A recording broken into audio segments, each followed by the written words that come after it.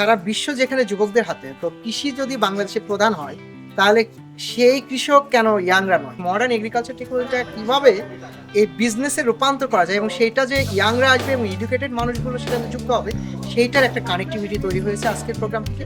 এবং পাশাপাশি আমরা যে ডেভেলপমেন্টের কাজ করছি, এটা বাংলাদেশের সম্ভব।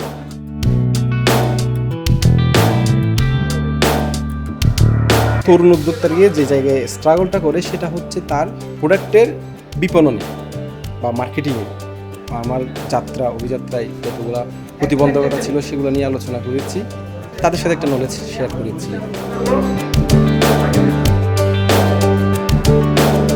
বাণিজ্যিকভাবে কফি উৎপাদন শুরু হয়েছে। এখন যারা আসলে এই কফি নিয়ে কাজ করার জন্য আগ্রহী বা এই প্রফেশনগুলো আসতে চাচ্ছে, তাদের জন্য এই জিনিসগুলো অত্যন্ত পরিষ্কার এবং সহজ।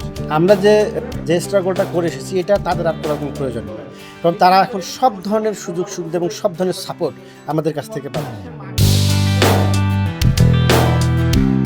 নিজেকে উদ্বুদ্ধ করলাম যে আমিও চেষ্টা করলে পারবো, এই কৃষিকে আরো আগায় নিতে পারবো। বাসায় সবজি চাষ করতে গেলে কি কি সমস্যা হয় আমি স্যারদের কাছ থেকে জিজ্ঞেস করছি।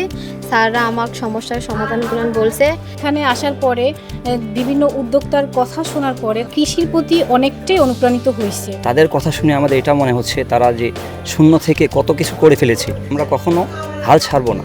তরুণদের বোঝানোর চেষ্টা করছি বাংলাদেশের বর্তমান কৃষি বাজার ব্যবস্থা সরবরাহ ভিত্তিক বাজার ব্যবস্থা, এই অবস্থা থেকে আমরা যাতে ডিমান্ড বেস বাজার ব্যবস্থা বা চাহিদা ভিত্তিক বাজার ব্যবস্থায় যেতে পারি। তারা যদি নিজেদেরকে অ্যাসেস করতে পারে, তারা যদি বুঝতে পারে যে তাদের কী চাহিদা, সরকারি সেবাদানকারী সংস্থা তাদেরকে চাহিদা ভিত্তিক সেবা দিতে পারবে এবং এই সেবা ব্যবহার করে তারা নিজেদেরকে এবং দেশের অর্থনীতিকে আগে নিয়ে যাবে।